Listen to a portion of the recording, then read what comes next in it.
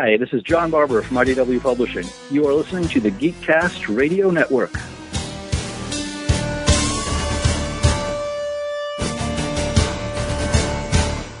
Come on, man. I gotta see. Look, you had to do that too. Of course, that's on Mike now. Yep. Just not off of me. All right. Whenever you're ready, Mr. Snotatron. I am Snotimus Prime. This is Optimus Prime, and you're listening to All Things Transformers. You've just jumped inside the pull bag. Join TFG1 Mike and the rest of the comic crew here at the GCRN as they make their great escape into comics. From DC, Marvel, and Image to IDW, Boom Studios, and Zenescope, we have everything right here. We cover things like Transformers, He-Man, superheroes, TMNT, and Radiant Black. Yeah, we have all that and so much more. It's all inside the pull bag here on the Geekcast Radio Network. So, without further ado, it's time to talk about the comics we're reading right now, here inside the pull bag. Hello, and welcome to All Things Transformers. I'm your Which host. is jumping inside the pull bag. That's what she said. He's Steve Megatron. I'm TFG1 Mike, and it is Autobotley August 2023. Where did the time go? I don't know, but I wish it would speed up. These are the most time-consuming comics I have ever read. My favorite one of the volumes from here on out is probably the last one. Volume 7? Yeah, but that's more so because I had a lot of the issues in there. Okay. And it seemed to kind of stabilize and focus more on Prime and on what's going on with the arc and things of that nature, and less on all the randomness going on. Yeah. And I was really tired of seeing the Witwikis. Yep. Yeah. So Volume 7, the IDW Transformers US Classics, IDW Publishing, that is issues 77 to 80. So it's the final 4 issues of the Marvel US run. It also includes Headmasters issues 1 through 4 and Transformers the Movie issues 1 through 3. We will be covering all of that in a few weeks or a few months or whatever. But man, oh man, this is volume 5. It consists of issue 51 through 64. That is 13 or 14 comics in a collection. I'm used to trades being 5 issues, 6 issues. Like, I said it 15 years ago. I don't mind sitting here for 2 hours and talking about whatever. 15 years later, I'm old. I've seen some shit in podcasting. I'm done. Yeah, that's kind of how most of us are anymore. Well, you were kind of like that from the beginning, but that's because, attention span went out the window. I've seen things. Mm-hmm. Or like Christopher Lloyd in Suburban Commando. I was frozen today. Yeah, I love that line. I love that line. We should use that on like a dump button whenever something's annoying. Yep. And we have no response. Somebody's talking about, yep. Yeah, I was enjoying blah, blah, blah. I was frozen today. Mm-hmm. Like, there's no comeback. I have no response for what you just said, so I'm frozen today. Mm-hmm. I know this is sad. This is going to be sad and whatever else, but every time. So this was from the DC Masters of the Universe crossover that DC did years ago now. There's a comic panel where Batman actually says the line in the comic, and for the longest time, and may the man rest in peace, I so wanted to get Kevin on audio, get off my lawn.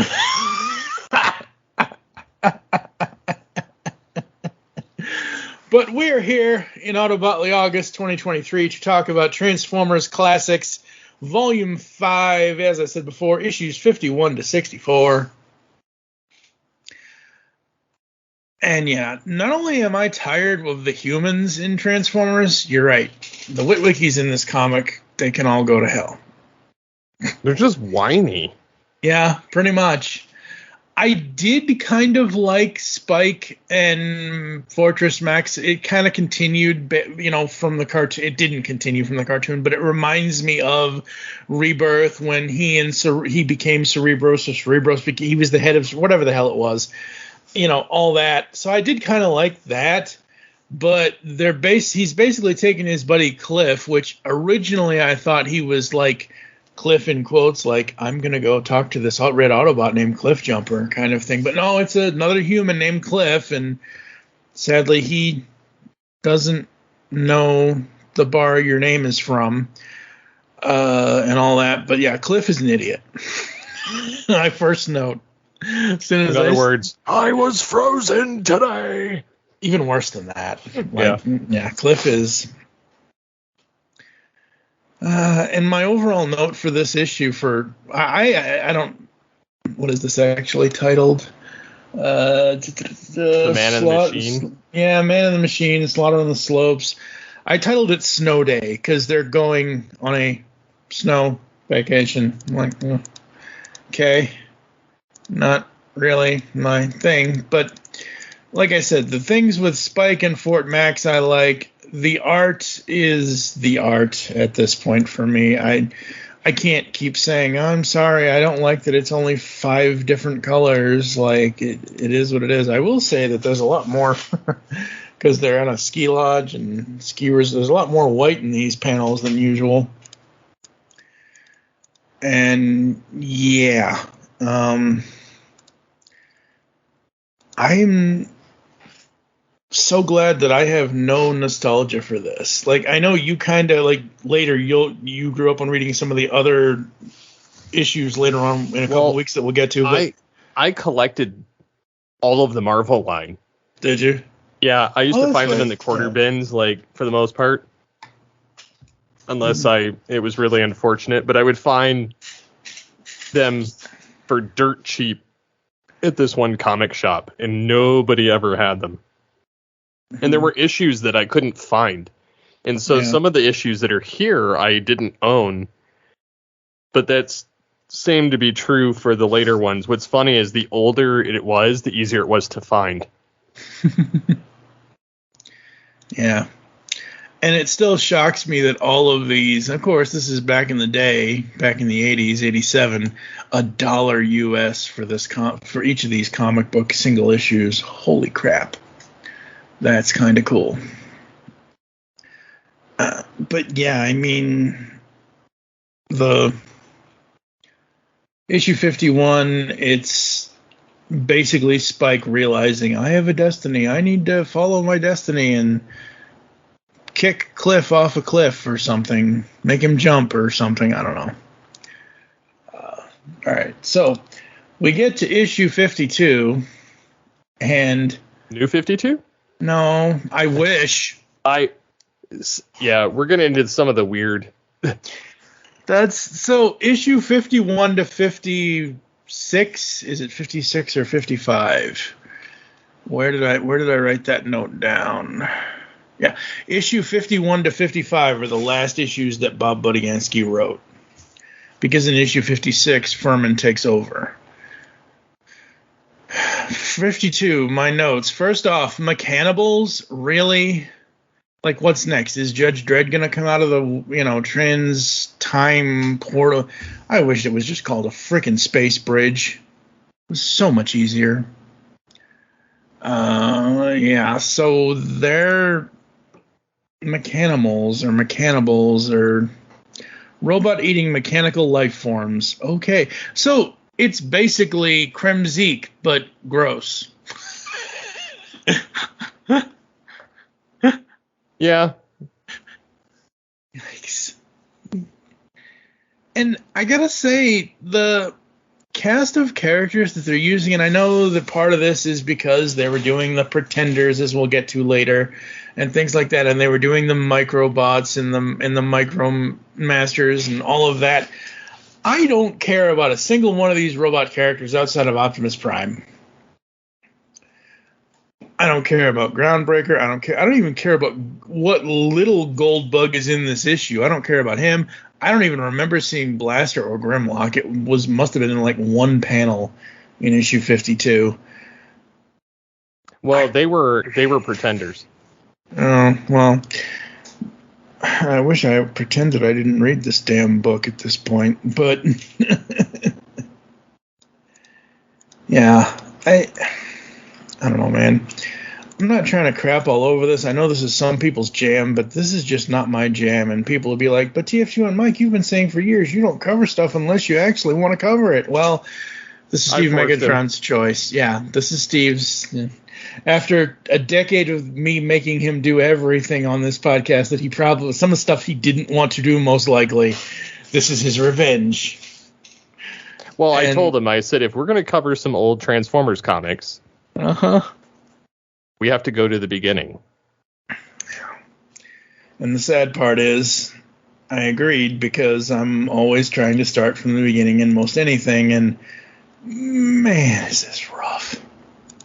I forgot how rough. I'm not going to lie, I forgot. Yeah.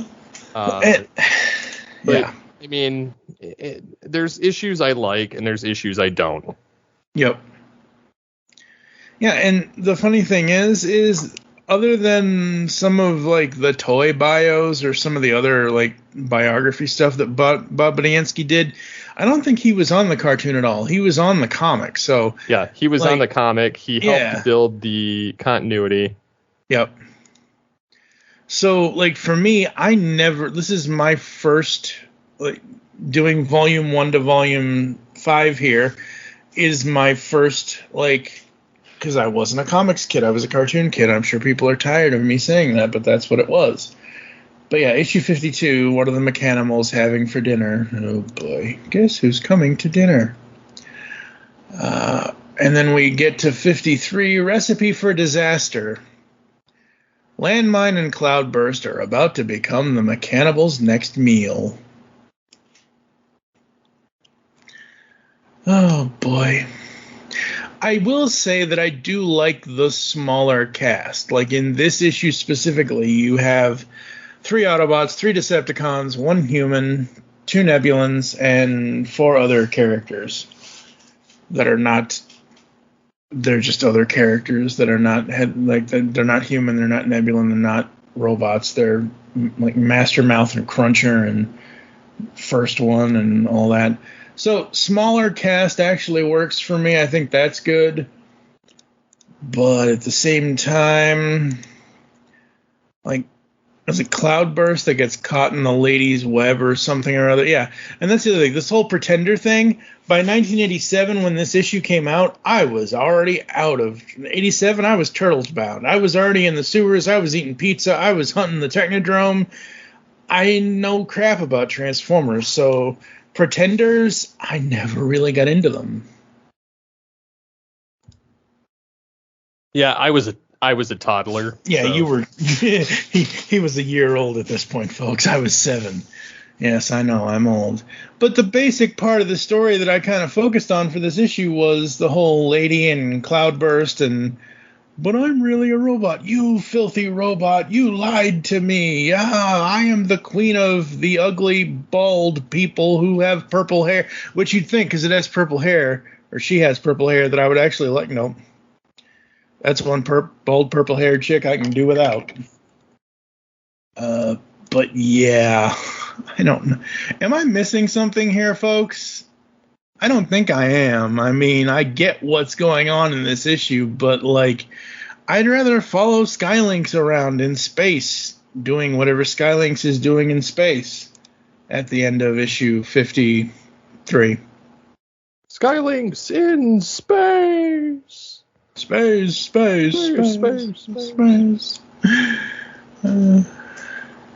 Yeah, my one note about Pretenders. Pretenders hurt my head. Stop pretending, Pretenders. Exactly. I will say that there is one good thing about the comics at this point in 1987. In the issue notes for this issue, it's stated that the comics were all they had to introduce new things after 87, since the cartoon was no more, as far as like introducing the Pretenders, introducing like into actual media, because the comics were the media at the time, other than just having the toys on the shelves. But I don't know, maybe 7 years old and going from Transformers to Turtles is too old, as far as like I don't remember from 87 to 92 when I was 12. I don't remember a lot of the. I mean, I know Transformers was kind of on its way out, but I mean, it wasn't on its way out, but it was transitioning into things that I didn't care about having as a kid, almost teenager. Yeah. Any notes from you for 53? I do feel bad for torturing you with this now. Well, it's almost over, I think. There's torture for all of us. Yes. Issue 54, King Kong, because that's essentially what it is. Oh, Lord. And then Micro Masters, yay. My one note of positivity on this, because I know it's something that comes up later in other French, I was like, iguanas, huh? Nice. Yeah, I did like that part. Yeah, that was cool. My last note. But other than that, my last note on issue 54 was, I feel like these stories are just there. There's nothing that's getting me excited about them yet. And the thing of these issues 51 to 55, is that I have to remember in the 80s, late 80s, early 90s, and pretty much the whole 80s, it was not really continuity driven. It was one story. It's issue 51. Beginning story, middle story, end of story, get to the end. There isn't the end, ... question mark. It's the end, period. So it's a single story, and then you come back 30 days later to get another single story. And I am so way past that when it comes to consuming media. It depends on what it is. Like, yeah, you're right. Like Trek, I love the one-offs. Like, I love when the characters have the overarching storylines that kind of evolve with the character, where they do like a character focus and things like that. But when it comes to like serialized TV, Trek is not one of those ones I love having serialized, because there's always, even in the serialized or not, most of the series have episodes that are basically filler or just throwaway, or you absolutely hate aspects of it. And the same can be said for comics. Like, if you hate a non-serialized comic, that's fine, because in 30 days you're getting a brand new story, which may or may not be related in the slightest. Yeah, and I don't actively hate this. This isn't me looking back on this, because I can't look back on it. Like I said earlier, and I know I repeat myself all the time, but I never, this is my first exposure to these, and this is my reaction to them, because there is no rose-tinted glasses here for me. This isn't me going back and doing Generation 1 all over again. Yeah. Shrapnel. Yes. But it's one of those things where I just can't get into these stories. And the other reason why I can't get into these stories, I don't care about these characters. These are not characters I know. Even when we were doing like volumes 2, 3, and 4, even when it was the only time I perked up in any of this so far is when something happens with a top tier character like Optimus, Megatron, Soundwave, Hot Rod, Cup, characters I know. I don't know. Even when Blaster was involved. Exactly, yeah. And, fighting the Decepticons on Cybertron. Yep. Even though I didn't give a rip who any of the Decepticons were. Yeah. Or know who they were. Yeah. Yeah, but, like, I don't know any of these. Like, all right, so we're up to the interplanetary. Oh, God. All right, we'll get into that in a minute. Yeah, so issue 54, I know none of these characters at all. Did my screen just freeze? Holy crap, hang on. Son of a bitch. Ooh. Technical difficulties. Let's move on, shall we? Where was I? What was I doing? I don't remember. Oh, right. Yeah, about the characters you don't care about. Yeah, if I don't care about the characters, then why am I going to be interested in the comic? So issue 54 has a larger cast than 53 did. Optimus, Powertrain, High Jump, Mudslinger, Tote, who the hell Tote is, I have no idea. Tailspin, Freewheeler, Road Handler, and Swindler. Swindler? Isn't that supposed to be? Anyway. And then, like I said, the only reason why I perked up at Iguanas is because it's this giant, like, iguana-looking, alligator-looking thing, and plus you have like, that's the only reason why I know the name is because you kept talking. I remember Weird Wolf, I know Scorponok, I know Mindwipe, but these are not characters I care about at all. They were kind of the ones that showed up in season 4. Yeah, I mean, they were, but the rebirth, and then you're like, eh. I mean, I cared about them there because I knew what the hell was going on. Here, I don't know what the hell's going on. So, yeah. And then, not Furman. Furman takes over in 56. 55, Budianski's final issue here. Transformers WrestleMania. Ugh. I didn't mind this. All right. I liked Road Handler. Okay, you talk then.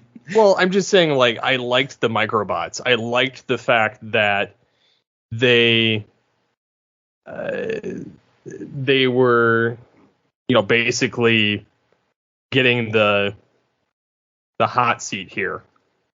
And I don't know, like, one, they're the same size as humans here, which was kind of cool.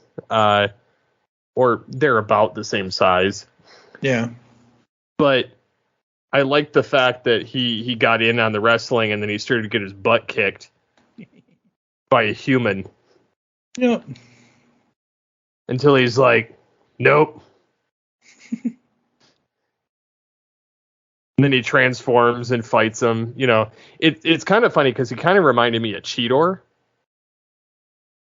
Like the appearance-wise in some of the shots. Yeah, I can see that. But very cocky in that realm. And then you have, the Pretender monsters and Lord Zarek and all of them showing up in the ring. Yeah. So, I don't know. I think that it was a different concept. Yeah. Much playing on the robots in disguise aspect, but playing on the just kind of having fun with it and having them just mingle like normal with the rest of the people. Yeah. Plus, I was into wrestling when it came out, so like not when it came out, but when I read it. Yeah, yeah. So.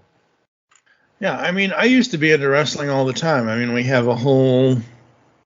How long did that podcast go? 4 or 5 years? Something like that. Whatever. We have Mayhem Mics and all that, which people probably can't listen to anymore unless they can find it, but it is what it is.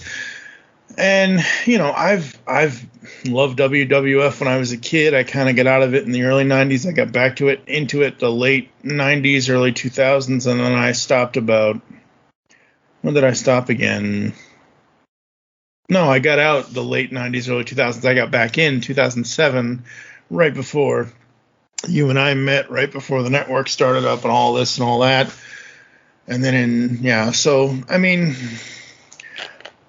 yeah. But anyways, I like the fact that we got the Micromasters of the Autobots and Decepticons, and Zarek is like mad that the Autobots are getting popularity. So he's like, I got to get in on this. Yup.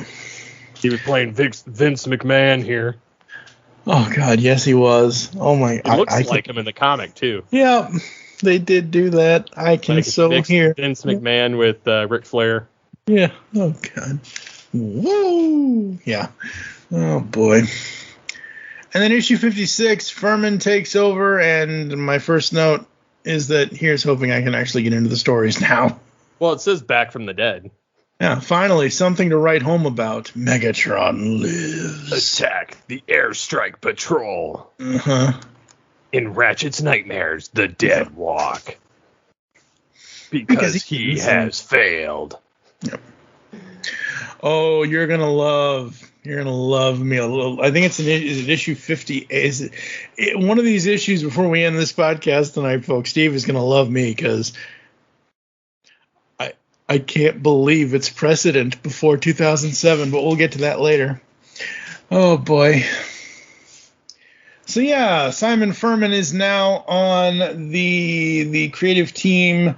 Jose Delbo did the pencils for issue 56, along with Dave Hunt on inks and Neil Yamatov on colors. Letters were done by Jim Massara. So yeah, 56, back from the dead.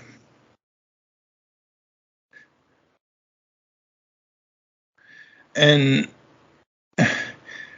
I always tend to question Ratchet's sanity when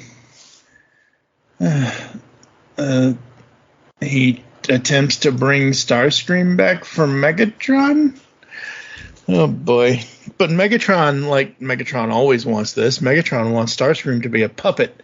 And I'm like, what a freak is the guy in the... I'm like, what is that suit? And then I realize it's the pretender shell of Starscream. And Megatron wanting him to just be compliant and not have his own personality. Well, the other thing that's kind of funny about it is, does it remind you of another leader who has an infatuation with his traitorous second in command, Beast Megatron, yeah, and Dinobot. Oh yes. And but at least Dinobot was competent. Dinobot was doing it because of his honor. Dinobot is smart. Starscream is not smart. Starscream is just power mad. Yeah, that's why Black Arachnia is still traitored on him.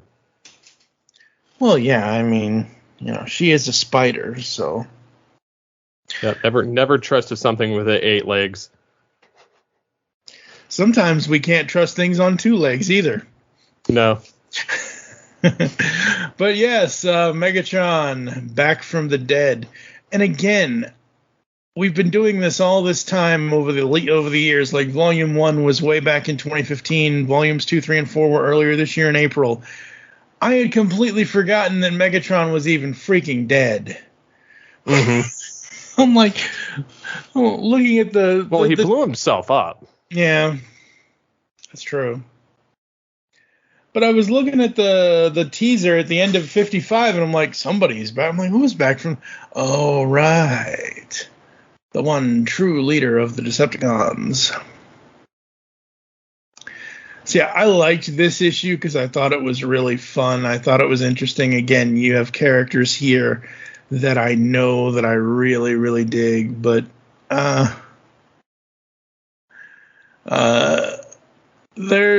wait a minute, where was my other note? Oh, that's later. That's in issue 59. I'm jumping way too far ahead. But yes, like I said before, finally something to write home about. I really did. And if we were doing this individual issues, I would probably give issue 56 4.5 out of 5. Most definitely, because I really did dig this one. This one was cool. Yeah, I really liked how Megatron returned at the end, fully healed. The Micromasters tricked Ratchet. Ratchet's having, Ratchet's having a bad day. He's just having a bad day. Dude just can't catch a break. Nope, not at all. And we get to 57, and man, 57. Heinz 57. No. That's right. Come on over to All Things Transformers and the Pull Bag, where you can catch up on your comics. You don't get catch up with your comics.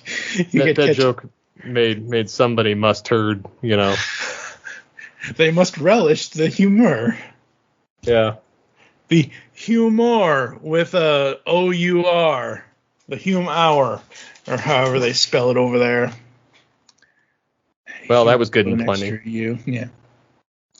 I am Mr. Goodbar over here. What a bunch of crunch. I'm Mike. He's Ike. No, not Turner. Anyways, we get to issue 57. Yes, the Resurrection Gambit. Bum, bum, bum. Megatron returns. Mm-hmm. And he pulled a fast one on Ratchet. Oh, yeah. And this is the issue.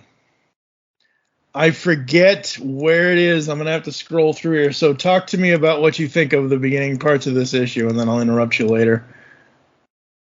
Well, I think it's funny that it was just a diversion to get Prime off the Ark. Mm-hmm. And Ratchet's realizing, yeah, I'm in way over my head. Yeah. So we get to... So... We go to Optimus. Why didn't he answer the radio? I repeat, Decepticons, surrender or face the consequences. Okay, that's page, according to this trade, that's 147. The very next page, all Optimus panels. Perhaps not Whisper, but then my communicator. Ooh, this is Ratchet calling. So we see where Ratchet was calling him. And then the very bottom of the panel... Why this brazen open assault? Why a human-built refueling planet? And now, why the... All as I can hear in my head is 2007, give me your face! So give me your face was a precedent before the movies. Yeah. Optimus is really mad in this issue. Yeah, he's mad. Why are you so keen from protecting me or preventing me from communicating with my ship and my surgeon? Ever heard the expression, physician heal thyself? Yeah. Yeah, and then he realizes it was a trap. It's a trap. It's a trap. Yeah. Jeez. But I like 57. I thought 57 was cool. I thought, besides me, drawing analogies to, live action Optimus, I did think this was fun. I did think this was a little bit interesting because, again, it's focusing on characters, some of what, that I actually know, that I actually want to see what happens. And it's basically Generation 1 Megatron doing all the evil things he does. And then we have the final Pretender shells and Ratchet being forced to work for Megatron. Yep. Yeah, absolutely. Yeah, this was a good issue. And then it explains how Megatron survived. Yeah, it does, which is good. That's always, if you don't ever explain, like if you bring somebody back and you never explain it, that's not good. But you bringing him back, you explain how he survived. That's cool. That's good storytelling, which is really awesome. It was nice seeing Furman kind of draw back to the well of the storyline that came before in progressing it. Yeah. But there's a lot of foreshadowing in this. Yes, there is a lot of... Especially when Megatron finishes his pontificating. Yes. And he goes, just one patient? You mean those outer shells are going to waste? Except that was probably Ratchet that said that, but... Yeah. Seems a shame somehow, Ratchet saying. Foreshadowing that he's got 3 friends that are going to be joining those shells soon. Yep. Absolutely. And then Prime just kicks the ever-living crap out of some of them. Just done. He's just done. Yeah, like I said, 2007, Give Me Your Face, this is where it started, right here in this comic book. Like, this is the fed-up Optimus, doesn't really give a rip. I mean, he cares, but he doesn't care because he's going after the Decepticons because of what they're doing to his people and all of that, which leads us into 58, which leads me to my favorite cover in this trade. Yeah. The red Optimus face with the yellow bubble with the black text, Megatron alive, Ratchet a prisoner, Optimus out of control. And all the familiar faces. And Starscream returns. And also what I love about issue 58 is this kind of mirrors the movie a little bit. How so? Just a tiny bit. So on page 168, we have Hot Rod here. Prime? Decepticons, take him, Prime! Hot Rod, where do you think you're going? Prime's orders were... Blast. Leave him landmine. So basically, Hot Rod goes to try to save Optimus, just like he did in the movie. Kind of thing. And, one side, boys, Hot Rod's coming through.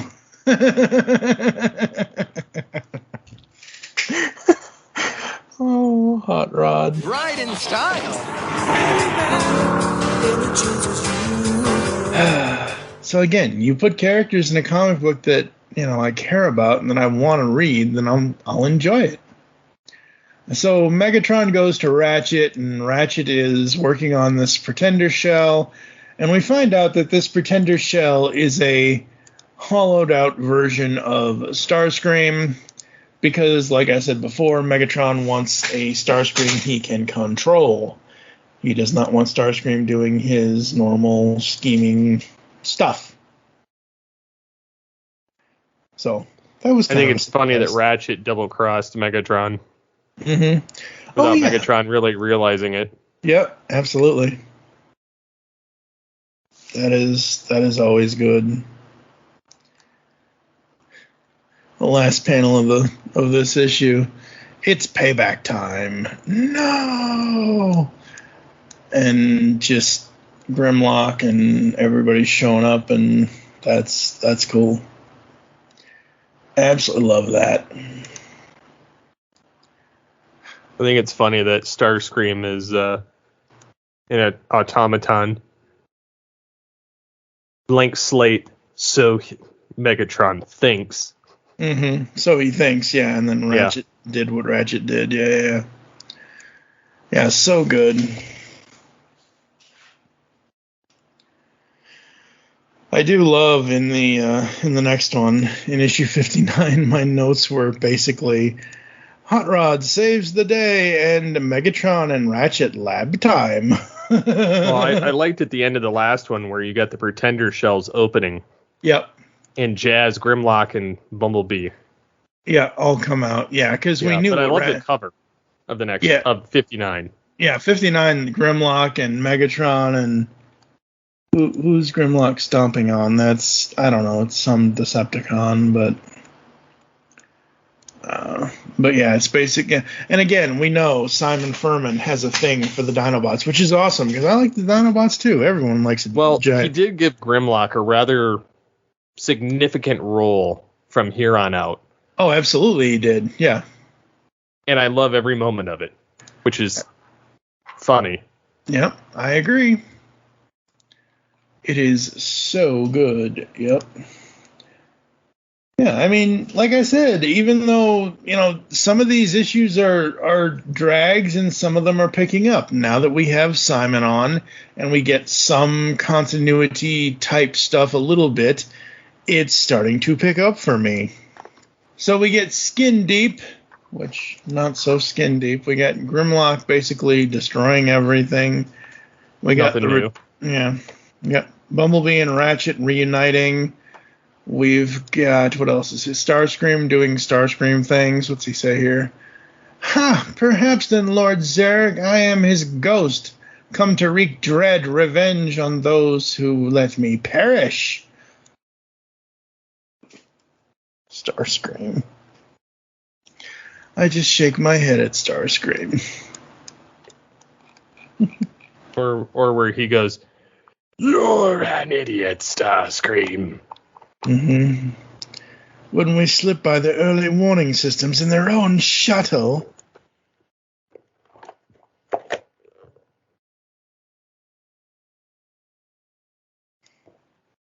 But yeah, I love how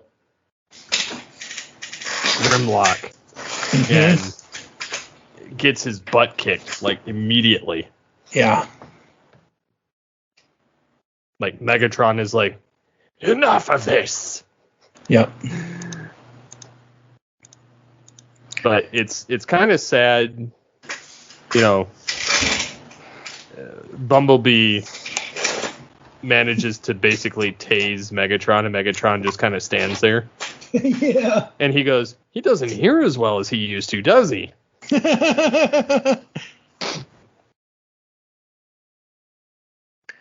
Oh, man, Bumblebee. Yep. Then he asks why he was, turned back into Bumblebee. Call it a personal preference. Yeah. So, like, they basically reset all of the stupid changes to the original cast, and yeah, welcome back.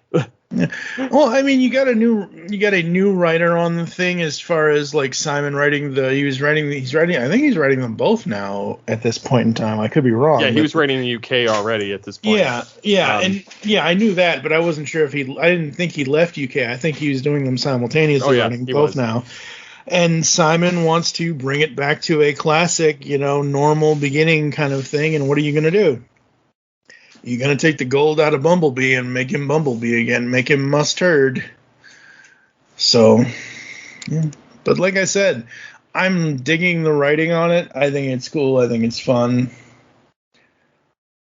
I read issue 60, but I don't remember what the hell happens in it. Yesterday's Heroes. December 1989 is the cover date for this one. That's crazy. Yep. So, yeah, I literally have no notes for this because I know I read it because I was reading through this whole thing. I do think it's funny that Starscream gets knocked back to his senses, though. Yep, that he gets his senses back. He becomes a coward again. Don't hurt me. Ratchet put an expiration date on the stupid part. Yep. The brainless Starscream. Yeah. Gave him back his cowardice. Yep. He put a shell program in. He put a shell in a shell. But, yeah. Don't hurt me. It wasn't my fault. It was Megatron. Take me back. Yep. I do think it's funny that Ratchet and Megatron, jumped into the temporal portal there. Well, they had to do something. I mean... How do you take out the most powerful Decepticon? You throw him in a portal. That's right. Absolutely. Any other issues on 60? Any other notes on 60? I don't like Bludgeon. No, I've never liked Bludgeon. I like getting to see all of the stuff with Prime and the other guys, but then you see Bludgeon, you see Thunderwing. I absolutely hated Thunderwing and Bludgeon in this, just because I just was not a fan of the Pretenders at all. Yeah, same here. Sadly, they don't go anywhere. No. Yeah, and so I find this absolutely hilarious. And I wasn't running out of steam reading these last 61 to 64 here, but like my notes get less and less. Like I have 2 notes for 61, 1 for 62, 1 for 63, and 1 for 64. Once again, I don't remember reading 64, but I did go back and look at it. Oh yeah, I remember this now. But 61, the really real origin of the Transformers. Boo! I prefer the origin in the cartoon better. Well, they have to change it, No, I know. I understand that. And I like the whole Primus is a god, Unicron is a dark god or whatever, and they're warring factions and they're giant heads and one inhabits Cybertron, the other one makes up his own monster planet. Like, I like all of that, but just, I don't know, again, cartoon kid, not a comic kid, so the origin of the whole Primacron and Unicron and Tornatron and all that, and the Quintessons and everything else. I do, in this issue, I do love Starscream's scheming face where it says, so is all the answer the listening Starscream needs. He recognizes seeds of dissent and rebellion and knows exactly how to sow them correctly so he can reap the rewards. I do love that panel in this issue. That is cool. But yeah, I mean, 61 kind of goes by in a flash for me. Yeah, there's not much there that I really cared about. No, the last page is freaking cool, though. And it is Chaos and Fury given form. It is Unicron. Dun, dun, dun. The only thing that can save them is the thing they haven't got. The Matrix quest begins in issue 62. Yeah, this was annoying. Yeah, it really was. My notes on this issue for 62, I like Nightbeat. I liked Nightbeat when I was fully introduced to him in the IDW books, so I figured I would like him here. I really do, but I just couldn't get into this book. The issue 62, it didn't drag on, but it was like, oh, okay, uh-huh. Well, it happened. Yeah, it happened. Like, Nightbeat has a cool panel on page 242 where he says, "We've got ourselves a mystery." Like, that's cool. I think that because it's his character. I like that about him. But as far as what goes on in this issue, I don't give a rip. Sorry, folks. And of course, me being who I am and what I've gone through in my life, I read the final page here in the next issue line where it says, "The Matrix quest continues as the Backstreet Boys override and Dogfight become Kings of the Wild." I'm like, oh god, Backstreet. No. Just don't. No, don't, and stop. So yeah, Kings of the Wild Frontier. So the Matrix quest is continuing, but this feels like a one-off issue with these characters. Pretty much. Okay, I didn't think I was wrong in saying that, but it continues beyond this, but yeah. Yeah. I mean, I was totally uninterested in this when I read it the first time. And I was totally uninterested when it got done. Yeah. Yeah, see, again, you have 4 humans, 5 Decepticons, and, 7 Autobots. And it's a human story. Get your human stories out of my robot stories, please. Please. So that's 63. And then the final one for this episode of the podcast for All Things Transformers and the pull bag for Autobotly August 2023 is Deadly Obsession. The Matrix quest continues. When do they find this stupid thing? It's a while. I know. I will say I love the art in this issue specifically. I think it's really cool. I think the cover is cool. Good. I was going to say, when Wildman and Furman get involved, it gets more realistic. Yeah. Andrew Wildman comes in, I think, another couple of issues. I think right after the Matrix quest. Okay. Cool. Yeah. Yeah, no, I did like the art in issue 64. I thought it was really good. Again, you have a small cast of Autobots, a slightly larger cast of Decepticons. You have 2 others. And again, these 4 Autobots I've never even heard. Longtooth, Pincher, Doubleheader, and Zaron. Never heard of any of them. Well, Zaron is the Emerite is the leader of the Autobot Underground Resistance movement. Okay. And the chairman of the Council of Autobot Elders. He's not a fighter, but, Oh, he's a Cerebros type. Okay. Yeah, he's more of a... he's got, a lot of confidence and wisdom, and he's kind of the... Yeah, I don't know. Yeah. Again, I've heard of Thunderwing, I've heard of Needlenose, I've heard of Ruckus and Spinister, never heard of Windsweeper for the Decepticons. And the other characters, I assume, are Harbor Master's probably a human, don't care. I wish I could care more about this. I really, really do. But I don't.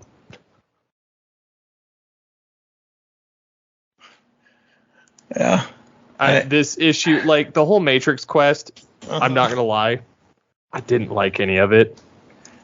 I'm not liking it so far. I thought Furman taking over, I like him bringing the Dinobots back. I like him doing some other stuff with some other characters.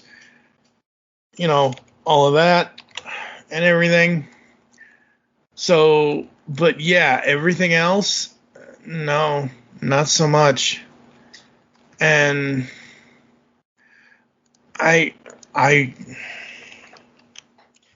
these are not the reason why the IDW stuff got to me was because it was things I had never seen, because I've never been a Transformers comic person before at the time. And it was with, like I said this whole episode, it was with characters I thought I like.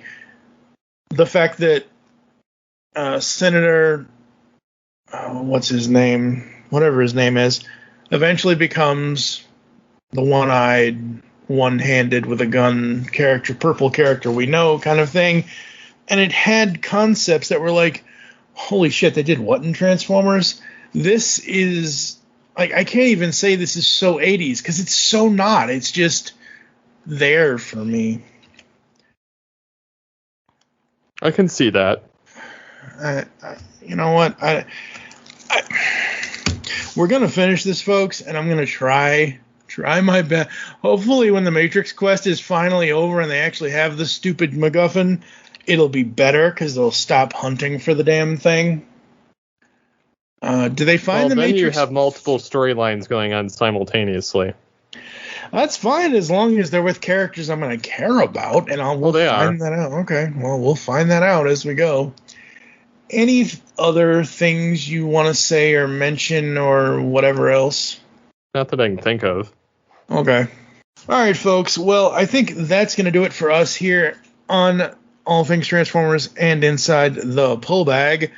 You can find us on social media at Geekcast Radio Network, at All Things TFV3, and at The Pullbag on Twitter. We're on Facebook. We're on all kinds of stuff now.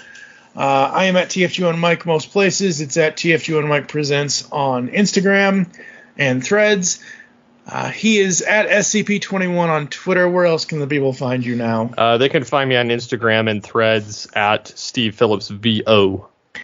Awesome. Next time around, Transformers Classics, Volume 6, Issues 65 to 76. Shoot me now. Don't wait till you get home. Shoot me now. Shoot him now.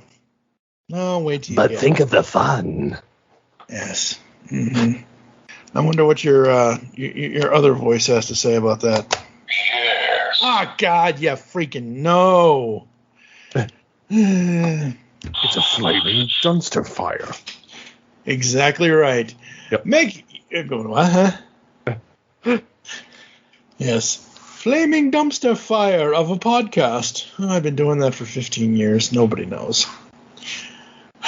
Anyway, thank you for putting up with my idiocy, folks. I hope you enjoyed Steve Megatron's thoughts on Volume 5 of Transformers Classics. Join us next week for Volume 6 and the week after that for Volume 7, which is the end. Sort of, but we have a plan for some other stuff for now. I hope to God Regeneration 1 is better than this. Oh, it is. Good. All right. Megatron, say something. Something. Yes. Make your great escape into comics and join us here on the Geekcast Radio Network's All Things Transformers and the Pullbag in the future.